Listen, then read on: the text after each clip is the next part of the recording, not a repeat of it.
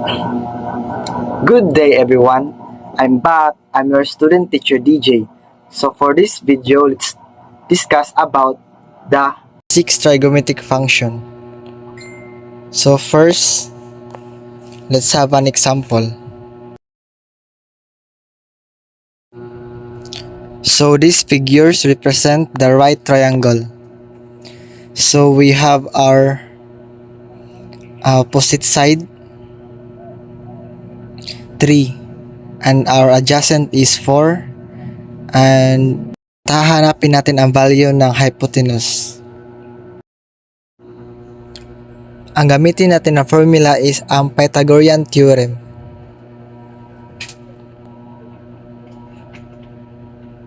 So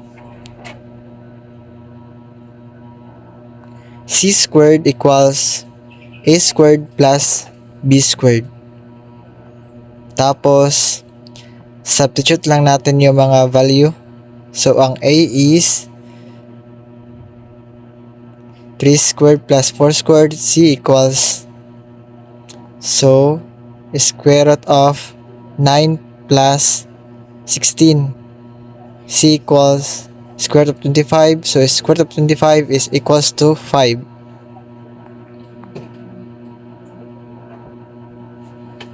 So ang hypotenuse natin is equals to 5. So let's proceed to the next step. So hanapin natin ang 6th trigonometric function ng angle A.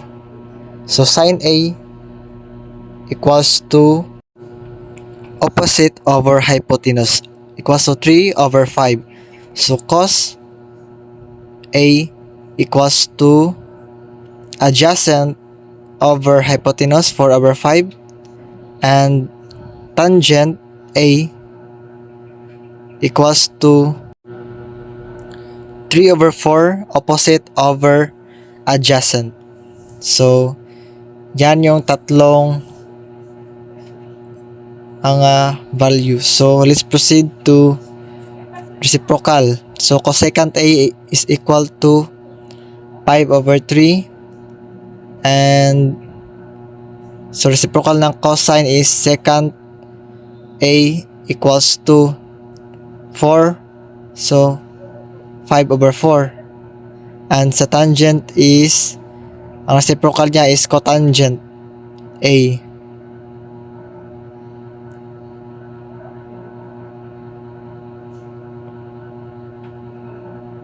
So equals to 4 over 3.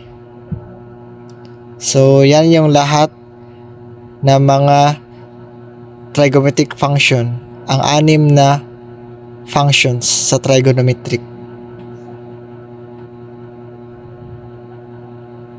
So maraming salamat, at dito lang natatapos ang ating talakayan ngayon.